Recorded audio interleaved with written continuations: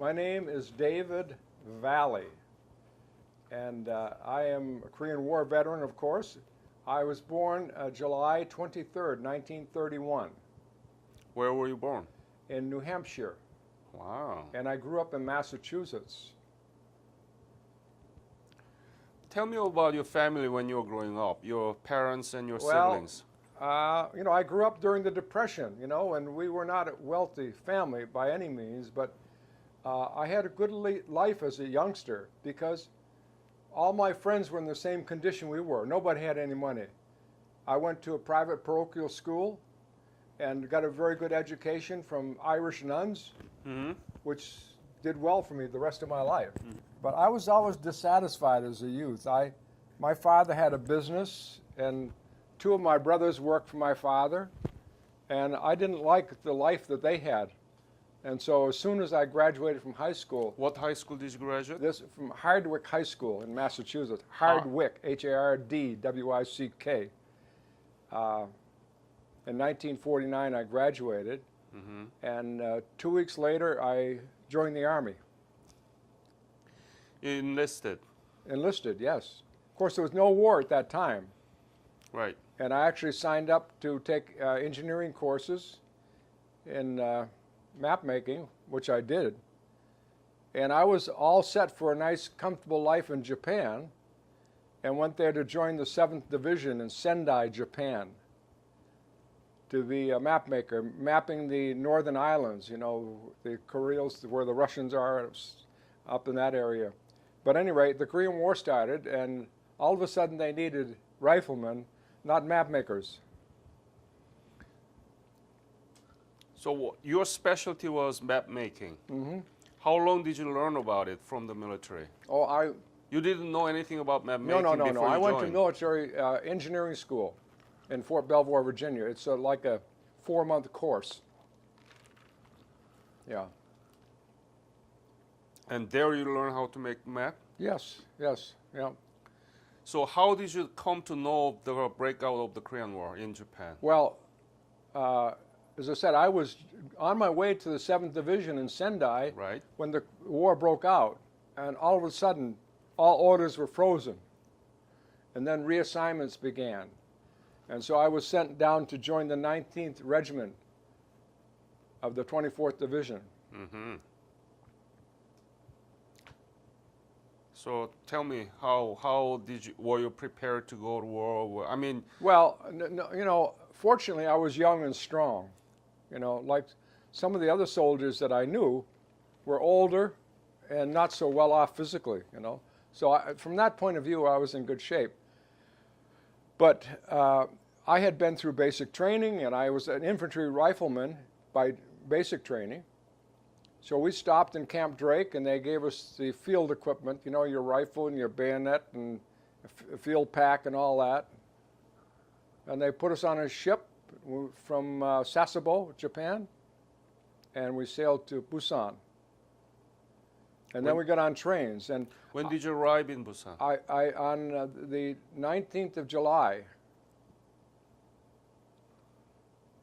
And we were going to go up to Daejeon to join the 19th at Daejeon. But by that time, they were evacuating Daejeon. And so I caught up with them in Chinju. And Chinju was a disaster, too, overrun by North Koreans. I was separated from the unit. I was put on an outpost the second night I was there. We were overrun, and American troops had left. You mean in Chinju? Chinju, yeah. And I was behind enemy lines with a buddy for about 2 or 3 days, and we just stayed hidden at night. I mean, in the daytime, and then at night we'd come out and look, go head south, try to find American. We finally found some American troops. But after that, see, I was assigned, because I was a map maker, I was assigned to the regimental headquarters, the IR platoon. This is the Intelligence Reconnaissance platoon, because I knew something about maps, I guess, which was fortunate. Otherwise, I could have wound up in a line company.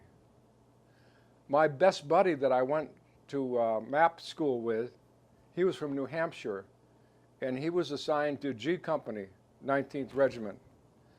And it was several weeks before I could catch up with that company to see how he was doing, and they didn't even know him. And I said, his name is Gilbert Dumas, D-U-M-A-I-S, Gilbert.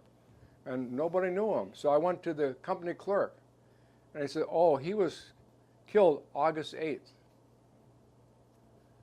He wasn't there long enough that anybody knew his name. Anyway, so I was fortunate in a way, you know, not being in a line company, not getting overrun so much, but still, you know, we engaged in combat from time to time, and I was there going east and west and north and south, went up to the Yellow River almost on the west coast of North Korea when the Chinese came in.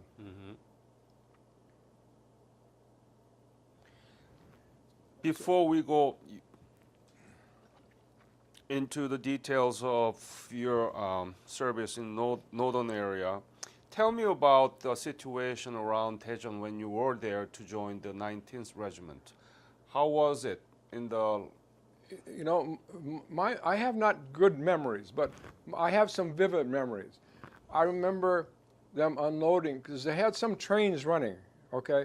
And because we were coming up from Busan by train into that area, and they were unloading all these bodies, dead bodies and wounded bodies from the train. That was my first vivid memory. And then, of course, my next vivid memory, as I told you, was getting lost when we were overrun. Lucky I wasn't captured. I was lucky all through the war. Yeah. Do you think that you were prepared to engage in a war? Absolutely not. We have no idea, you know. This was the peacetime army. And of course, every soldier, you know, takes infantry training, you know, because that's what you are. But no, prepared, no. And I was a young kid. I was like 19 years old, 20 years old, young kid. How about equipment? How about the military equipment, weapons and uniforms and... No, you know, I was very comfortable with the M1 rifle because, you know, I was trained with the M1 rifle. They tried to give me a BAR, but I didn't want it because my friend said, if you carry the BAR, you'll be a target, more of a target. Absolutely. Also, it was very heavy to carry, so I was kind of chicken in that regard. Yeah. You did right. I don't know. And also, I had a squad leader. His name was Steve Talentino, Filipino. And he went through World War II in the South Pacific. He was a very experienced infantryman.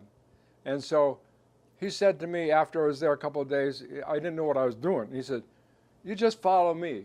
You stay behind me. You do what I tell you to do. I did. And more than once he saved me, you know, because he knew what was going on. But I was green. I didn't know what was going on. So tell me about, where did you go from Jinju? Oh, God. Well, then we fell back. You know, the 29th Regiment came in, which some of these guys here were with the 29th. They came from Okinawa. And they are 24th Division. Of the 24th Division, 29th Regiment. They were a regimental combat team. And they went through pretty much a massacre there near, I don't know, Hodon. It's just beyond Chinju. But we managed to get out of the Chinju area, and then we fell back to the Busan perimeter. And we took up positions on the, you know, south bank of the Nakdong River.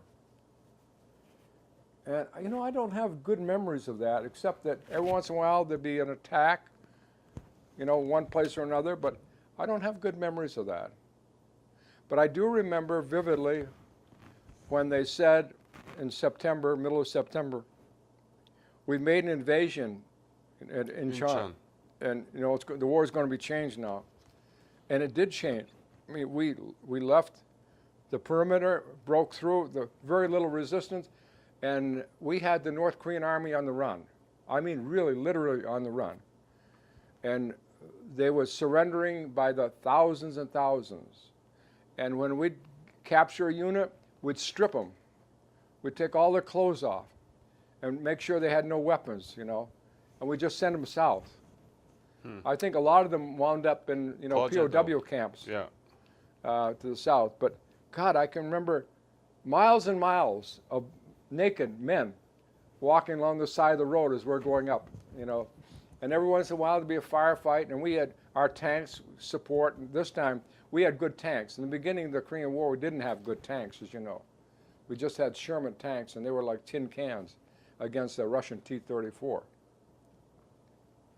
So that, I hate to say this because, you know, killing people is not a nice thing, but for an army that was beat up for so long, it felt wonderful to be on the offense, Yeah. to start killing the enemy and making them run and suffer. Yeah. That was, you might say, a kind of a happy time.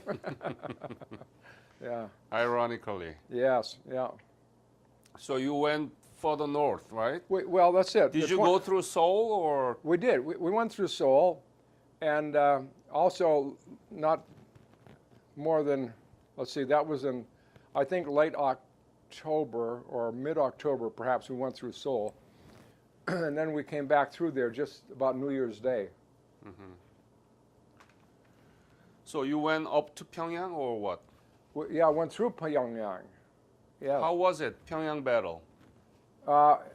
It was There not were much not of a much- battle Right. with the North Korean army. Already they fled. We already, yeah, they were running still, you know. This is before the Chinese came in. Right. Yeah, they were just running scared. I got to tell you a funny thing that happened in Pyongyang. We had already, typically as you're moving units like that, one unit takes the advanced lead, and then they secure a position, and then the unit behind them comes through them, Right. secures the next position. So we had secured a position, I guess in some part of Pyongyang, I don't know where, and another unit then was moving up through us. We were on rest, you know, for maybe a few days or whatever. And we found this bank, North Korean bank, you know, and we went in, and it was mostly shambles inside, but there was a big vault, and we couldn't open the vault, see? And so this unit was going up through us, and there was a ROK unit, you know, a South Korean Army unit attached to it. They were going through our lines, and there was a guy carrying a bazooka. And by then we had the 3.5-inch bazooka. At the beginning of the war we didn't, which was terrible. So we grabbed this South Korean soldier, you know, and he had an ammo bearer. You know, we grabbed him too. And he said, we got to open this bank vault. And they said, oh, these guys are so scared. No, we can't do that. Oh, yeah, you can do it. So we took the bazooka and loaded it. And from outside the bank, we opened the door, you know, and fired, boom, boom, and then another boom, boom, and blew that door off the vault, you know. And there were some fires inside. We went inside, a lot of paper, okay, and mostly paper money and war bonds. And we took them out in the street, big loads of them. We had a bonfire in the street. And I still have one of those war bonds. I put it in a letter and sent it home to my mother. And I still have one of those North Korean war bonds that we took out of that bank that day. That was fun. So we had fun sometimes. You know, you get over the serious part. I'll tell you something. When GIs are under a lot of pressure and really dangerous situations, they develop a funny sense of humor. It's like, I don't know what you call it, but it's just a funny sense of humor. When you know, you could die or whatever, you don't care about anything else. And guys get really funny, and you find amusement in some silly things, you know. That was a lot of fun, that one. So let me ask this question. Since you told me that you work on General MacArthur's headquarters, Yeah. after the Yes. Korea, but by early October there were Chinese soldiers in North Korea. Yeah. And I have a lot of interviews already done with Korean War veterans who says that there were many intelligence information that Chinese were already there in North Korea by early October, but General MacArthur's headquarters ignored it. Why is it? What happened? Do you know anything about it? Why did they ignore? General MacArthur will say something about that tonight, by the way. But I'll tell you a couple of things. For one thing, we were not allowed to fly reconnaissance flights over the border area. What do you mean border? It's during the war. Where is border? That's the issue. The border was established between China and the U.S. State Department. You mean during the war? During the war. Middle of October? Yes, absolutely. Why do you care about it? That's exactly what MacArthur felt. But You mean at the Yalu, right? Yeah, yes. Okay. And so we could not fly reconnaissance flights there. You don't need to because Chinese were in Pyongyang. Not. This is like late October or so. They hadn't made their big move. Yeah. Okay. And they were hiding a lot on the Manchurian side of the border, the North Korean side of the border. Yeah. And we knew there were a lot of troops there. We had no idea of their number. Right. So, and I'll mention this again tonight, but there are 5 bridges that connect Manchuria and North Korea. Yeah. And so MacArthur had given standing orders to the Air Force. Yeah. If the Chinese begin to move across those bridges in large numbers, destroy them. Right. And so we had enough reconnaissance, saw the Chinese were coming in. So we had a lot of B-29 bombers in Korea. Right. Because once in a while we do pattern bombing and wipe out huge areas. It's from Okinawa. Yes, right, exactly. And so they had the bombers in the air. But before they could drop a bomb, the word came from Washington, do not bomb those bridges. And MacArthur lost it then. He just went berserk. How can you not stop the enemy from coming in and attacking our troops we weren't prepared for? But they did. That's so ridiculous. It's a war, and you don't fly reconnaissance. Of course, of course. And this is MacArthur's attitude. You know, when you're in a war, the only thing to do in a war is to defeat the enemy. Absolutely. And, you know, no holes barred. Also, I mean, Chinese crossed the border. yes, They didn't respect. no, and you know, I did research for my first book about MacArthur. General Pin Lau, who was the commander of the Chinese 4th Field Army that invaded Korea, Yeah. he said if he had not been assured by our State Department that we would not attack their supply lines and communications in Manchuria, he never would have gone into Korea. Repeat that. I don't understand it. The general said that the Chinese government was assured that we would never attack Who's we? Chinese? the Chinese. Would not. Okay. And this is what General, I think it's Pin Lau, it's in my book anyway. I'll give you Okay. one of my books.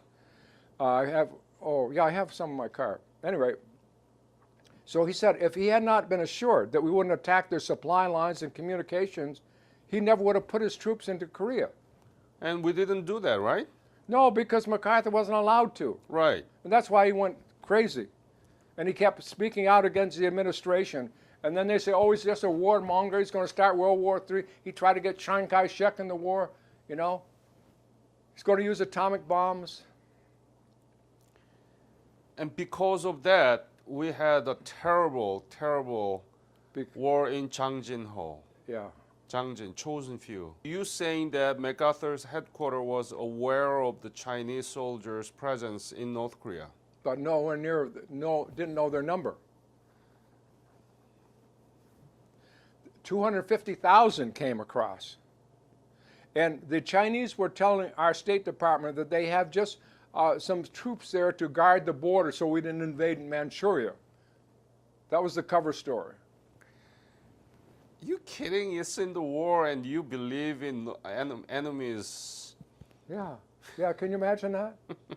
But this is the liberal administration of President Truman. Right. And his State Department, who at that time was known to have what they call pinkies, communist sympathizers.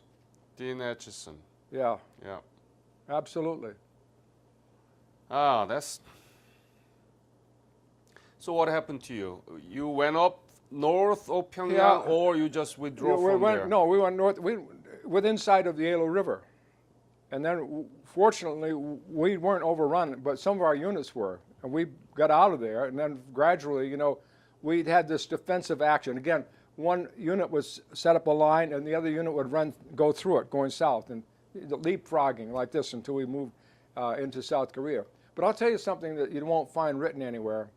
We had orders to destroy everything so the Chinese wouldn't have a place to live in the wintertime. And we would go to a village where we were going through.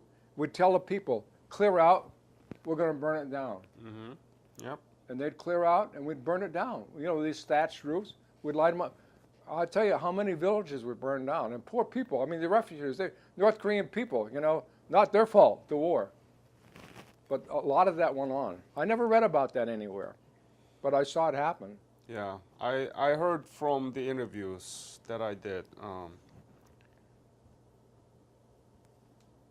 And the Chinese put out this story that we used germ warfare with influenza and so, but the problem was that they didn't have much shelter. And the Chinese soldiers were not well equipped for winter weather. And that was a cold winter Tell up there. me about I it. froze. In fact, I still have a problem with my feet and ankles. At night, I have to wear stockings to bed, even in the summertime, because I had frostbite in my feet and ankles. Yeah. So after you withdrew from Pyongyang, where did you go? We went down, and in fact, I remember going through Seoul, and a lot of it on fire. We were going through there. I was in a 2.5-ton truck then, and we weren't walking. And there wasn't much left of Seoul again. Went across the Han River, and then we set up, again, defensive units. And finally, the Chinese were stopped there, I don't know exactly where, but south of the Han River. And it was about that time that I was called to meet with one of General MacArthur's aides. Where, in Seoul? No. This was wherever I was online. I don't know where the 19th Regiment was at that time. Yeah. And they were interviewing people to join his security unit because they had a lot of men in the security unit in Tokyo that wanted to get into combat. It sounds crazy, but soldiers do this, right? They want combat experience. And so they sent an aide to Korea to pick out replacements for them. And fortunately, I was one selected. Mm. Yeah. So you went back to Japan? I went back to Japan, to Tokyo. And tell me about it. What did you do in the MacArthur's headquarters? I was only there about a month before he was recalled in April. But I was on guard duty at his headquarters, the Daiichi building. Mm-hmm. And basically, there were 200 men in this company. The company was formed during World War II in Manila. And then it, lasted until MacArthur, I guess even through Ridgway's administration after that. But we guarded the headquarters, and then another detachment of our company guarded the American Embassy, which was MacArthur's home, and a lot of his staff people at the American Embassy too. So what was your mission there? My mission was guard duty. Sometime we'd be at the front door, sometime we'd be outside MacArthur's office, sometime we'd be outside the war room, just guard So you duty. haven't seen for a month of MacArthur. Yeah. Tell me about it. Who is he? Who was he to you? And Oh, well, he wasn't, obviously, I was as low as you can get, and he was as high as you can get. I know, so, but still you were. But I'll tell you something. The general impression from my buddies, not so much me because I didn't have that much experience with him, was that he was always respectful of the troops. And if you'd salute him, and of course, any time he went by, he would, unless he was engaged in a conversation, he would return the salute. Mm-hmm. As compared to Ridgway later on, he'd, kind of just take you for granted and walk on by. And very often MacArthur would make a comment, say, good to see you, soldier, or I see you were in the 24th Division. Wonderful, wonderful outfit. He'd make comments like that, He had really a good rapport with troops. Yeah. So you respect him? Absolutely. And, I also felt he saved my life out of Korea because who knows what would have happened if I stayed, because our company was overrun after I left there. So I could have been a casualty in Korea. So then, after MacArthur recalled, What did you do? Did you? I worked when for did- Ridgeway. Okay. Yeah, same duty, basically. And then when you returned to United States, I came home in April 1952. And then it was late in the year. I wanted to go to university, but it was too late in the year. And so I went down to Miami, Florida, lived in Miami, Florida for a while. And of all things, I couldn't find work down there. So I finally got a job as an embalmer. Balmer? Embalmer. Embalmer, okay. Yeah, bodies, you know. Yeah. Because I told them, I lied. I said, you know, I was in the Korean War and I used to handle these dead bodies and take care of them, process them, and so forth. And so I got the job. So it was an interesting job. And after that, what did you do? Just Well, briefly. then I went to the university and I got a degree in engineering. Where? University of Massachusetts. Uh-huh. And then I got into the new semiconductor business. And because I had experience in metallurgy, I was involved in developing techniques for growing crystals. Huh. And at that time, we used germanium for semiconductors, but Yeah. we're just converting to silicon. And the silicon crystals we grew were the size of this finger. Right. Okay? And our job, or my job, was to make bigger crystals. We're under a Signal Corps contract. Today, they make silicon crystals that are so large it takes 2 men to carry them. They're like this in diameter and 6 or 8 feet long. Yeah. But So was when the did you start of it. retire from that? No, actually, I went from the crystal business into the laser business. And I worked in Japan on 2 occasions. Actually, the first job I had in Japan was with the Ocean Engineering Company. I was vice president of that company for Union Carbide. You know, I retired 1995 or something like that. And I started getting more involved in Veterans Affairs. You know, I had forgotten all about Korean War, my time with MacArthur, Tokyo, all that when I started working in my career. After I retired, then I started thinking about these things again, you know. And I was asked to join the MacArthur Honor Guard Association, and which I did, and I later took over the head of the association. It's still there? Well, we retired it last year because the guys are getting too old. But I ran it for 15 years. In fact, I staged a commemoration to MacArthur on the 50th anniversary of his departure from Japan. I staged it in Japan, in Tokyo. Yeah. And we had commemorations in the Philippines. I did a lot of stuff with the Honor Guard Association, yeah. And I wrote books about MacArthur, as I said. So tell me about your the magazine. What is the name of it? The Taro Leaf. You see, the 24th Division was formed in Hawaii, and it was originally called the Hawaiian Division. And then they, as war was approaching, before World War II, they created the 25th Division. They split up 2 units, so you have 24th and 25th. Yeah. So the 25th Division has that taro leaf with a lightning flash through it. And then the 24th is just a taro leaf. Why is it taro leaf? Well, that's a Hawaiian plant, poi. Yeah. You know, very, very popular poi plant in Hawaii. So the big green leaf. My God, I've seen some of these poi plants with leaves that are like 3 feet long. Like Isn't that unusual to have as a patch? Well, they have for to have the something. Army you know, Division? some have, for example, 4-leaf clover, 4th Division, 4-leaf clover. Okay, so all kinds of things that they have for patches. Yeah. So how many are subscribing for this magazine? Well, currently we have something over 2,000. Wow, that's Yeah, it used to be higher, but you know, it's an old aging population. However, we're bringing in new population because we cover the Cold War. 24th Division was activated for Cold War and Desert Storm. And now our new president is a Desert Storm guy. They just signed up 25 new members at a Desert Storm reunion.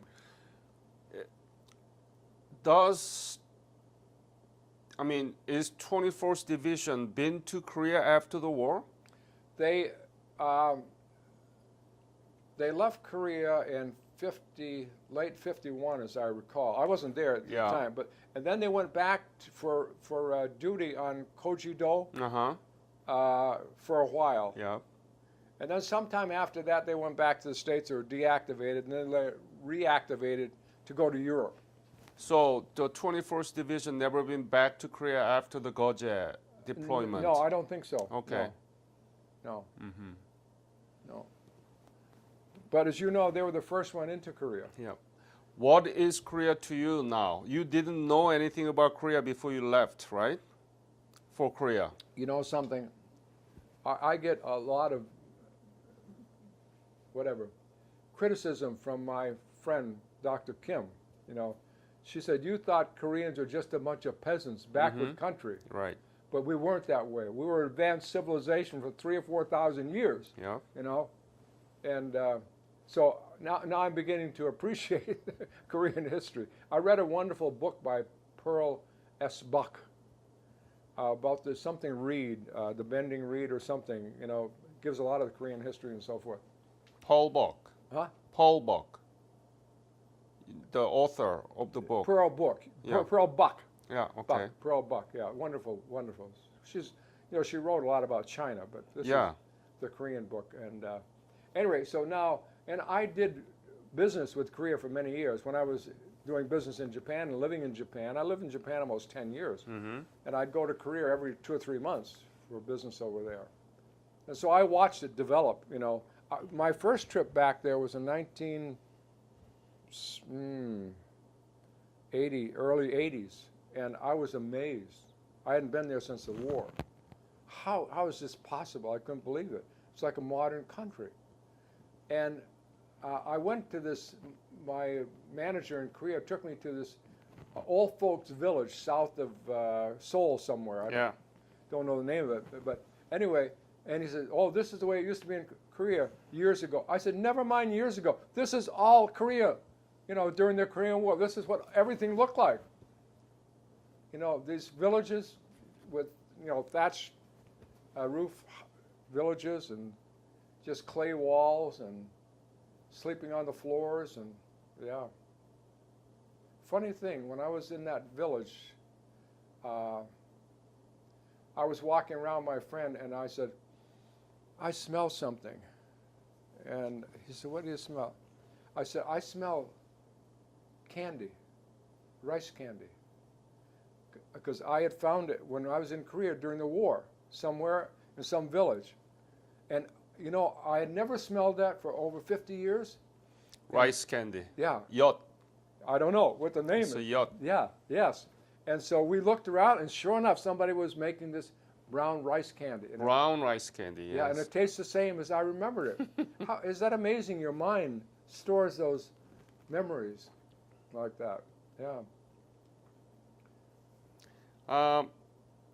Why do you think that the Korean War has been forgotten in the minds of Americans? Well, a couple of reasons. One reason, World War II, you know, was a national disaster for the United States, and relatively speaking, we lost a lot of troops there, and everybody was engaged in the war effort. It was a total effort. And when the soldiers came back from World War II, they were hailed as heroes, you know, and so much was done for these veterans of World War II. And that was in the mindset of the country, you know, World War II, we succeeded and all that, and blah, blah, blah. But then they weren't interested in wars after that. They didn't want the country in wars. And so when we came back from Korea, they ignored us. Yeah, where have you been? Yeah. And I talked to people, I was in Korea. Oh, really? So what, you know? But you know something, that wasn't so bad. When the men came back from Vietnam, they were vilified. People looked at them and said, you are a cause of that war. You know, you created these atrocities and so forth. These poor veterans really got a bad deal. At least they only ignored us, you know?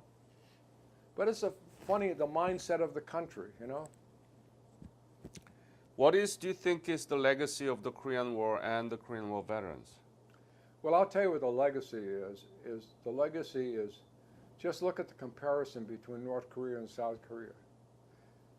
And we have so much to be proud of.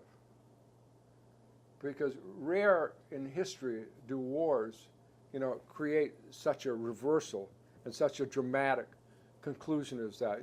very often wars end, loose ends and so forth, in Europe and World War I, World War II, and so forth. But the Korean War for South Korea ended in a marvelous, marvelous way. And so as veterans, we can be so proud of that. And not only that, but we appreciate the Korean government and the Korean people appreciate it. And I don't think any country in the world shows appreciation so much for what we have done. They don't in Europe, I'll tell you that. Yeah. Or other places in Asia, they don't. But in Korea, they do. Yeah.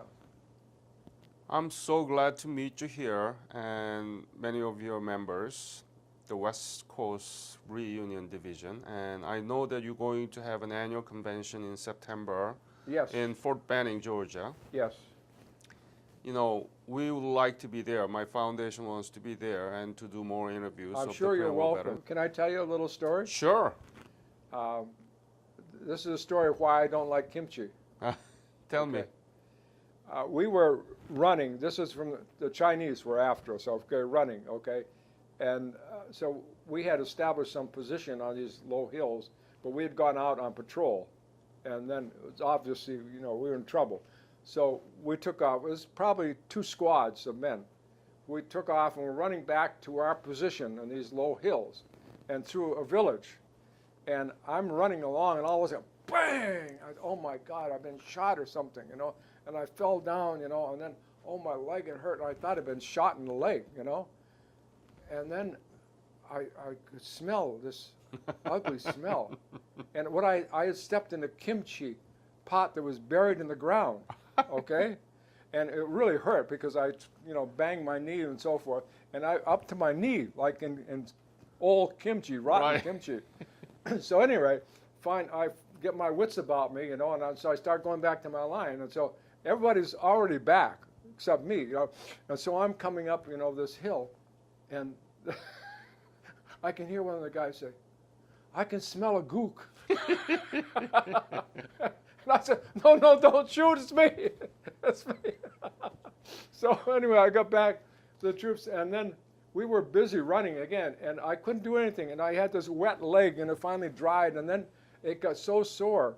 So they had an aid station not far from there, so I told my platoon leader, I said, I got to go to this aid station because my leg is killing me. So they took the pants off, and there was no skin. It was all red, raw. Oh.